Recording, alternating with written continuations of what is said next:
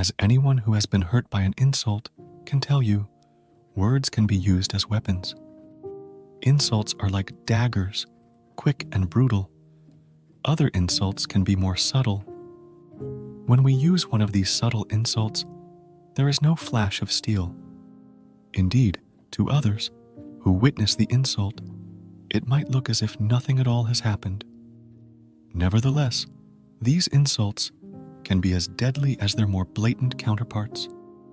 If you don't know how to deal with insult, then these can be the words that hurt you like a daggers. Today, in this video, we will see how Stoics deal with the insult and what is the right response to insulting remarks. Suppose two individuals have the same external response to an insult. Both might offer the same witty retort, or if they are insult pacifists, both might carry on as if nothing had happened.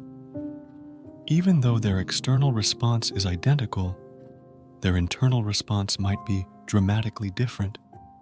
The first individual might remain calm in the face of the insult, while the second individual, although appearing calm, might in fact be seething with anger.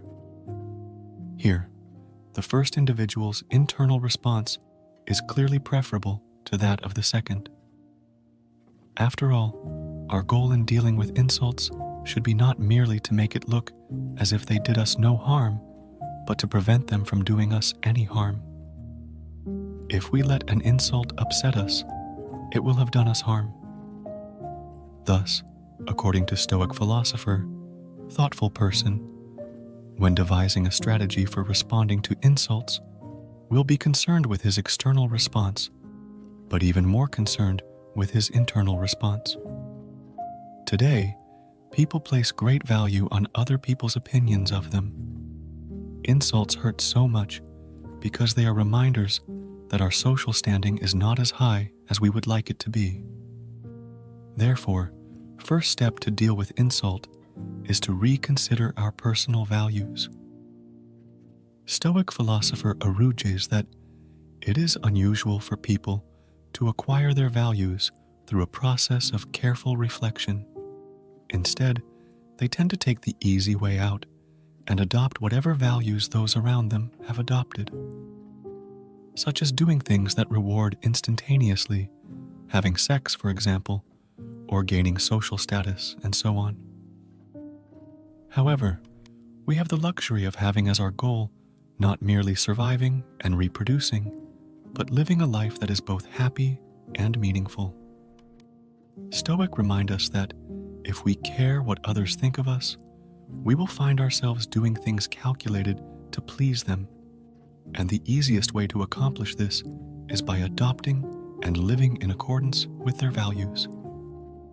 Notice, if we adopt values different from theirs, they will conclude that we reject their values, which will annoy them, and this realization will further annoy them. If there is one thing people hate even worse than thinking, it is rethinking. People will likely respond to the vexation we have caused them by making us the target of insults. And if we care what they think of us, though, these insults will sting, and to make them stop, we need only abandon our unorthodox values. The people around us will then welcome us back into the fold and praise us for being so much like they are. It is, after all, a socially acceptable way to praise themselves. And because we care what they think about us, we will very much enjoy this praise. However, we adopt the values of the people around us, and if these people, because they are reluctant to examine the values by which they live, have chosen the wrong values, it means that we too will end up choosing the wrong values. We will, as a result, find ourselves joining the masses in their pursuit of fame and fortune. Doing this will win their approval, but will also jeopardize our chance of having a good and meaningful life. This is why the Stoic philosopher Epictetus warns us that if people think you amount to something, distrust yourself. The Stoics thought they had a solution for this predicament. If we are to have a good life, we need to live in accordance with the proper values. At the same time, though, we need to take steps to inure ourselves to the insults that doing this will likely trigger. Let us now take a closer look at how the Stoics thought we could accomplish this. If someone hurts us by insulting us, say the Stoics, we have only ourselves to blame. If we have chosen the proper values, an insult can do us no real harm. It cannot, that is, deprive us of anything that is genuinely valuable. It can deprive us, of course, of social status, but as we have seen, the Stoics don't think this is valuable. According to the Stoic philosopher Musonius Rufus, those who do not know what is really good and what is really shameful, and who are overly concerned with their own fame, these people think that they are being injured if someone glares at them, laughs at them, hits them, or mocks them. But a man who is thoughtful and sensible is disturbed by none of these things. He believes that the shame comes not in being insulted, but in behaving in an insulting manner. Stoic says, an insult can cause us pain only if we believe it has harmed us. Epictetus wrote, and I quote, "What is insulting is not the person who abuses you or hits you, but the judgment about them that they are insulting." He adds that another person will not do you harm unless you wish it. You will be harmed at just that time at which you take yourself to be harmed. But if we choose the proper values, an insult cannot do us any real harm. In particular, an insult cannot turn a person who is good into a person who is bad. The Stoics think keeping this in mind can deprive insults of their sting. If we overcome our craving for social status, if we stop playing what we call the social hierarchy game, we will find ourselves inhabiting a different world. In particular, when someone insults us, it won't ruin our day the way it used to. Instead, we will calmly assess the event. We will realize the insulter, because he values fame, is playing the social hierarchy game. He wants to maintain or improve his position on the social hierarchy, thereby conclude. His insult is a move in that game. He is trying to improve his standing on the social hierarchy, improve it at our expense. Since we no longer play the social hierarchy game, though, our losing this encounter won't matter to us. The Stoics' value is not social status and affluence. One thing they valued was virtue. We should be courageous, magnanimous, just, self-disciplined.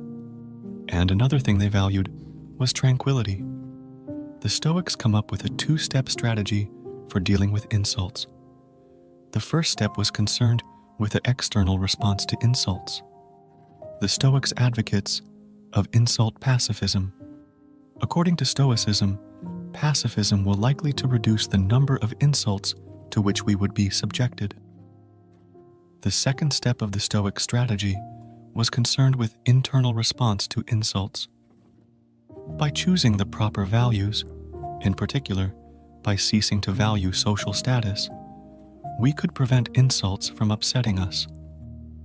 As Musonius Rufus points out, a good person, when insulted, will calmly and quietly bear what has happened, since this is appropriate behavior for a person who wants to be magnanimous.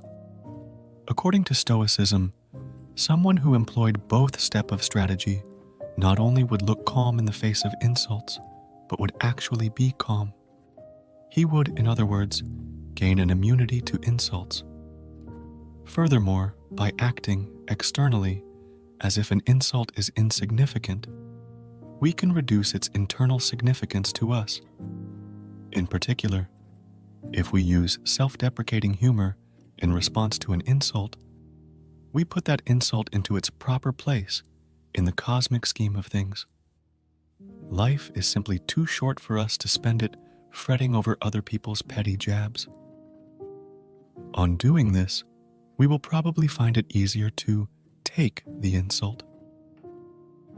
Moreover, if we take ourselves too seriously, we are likely to be miserable.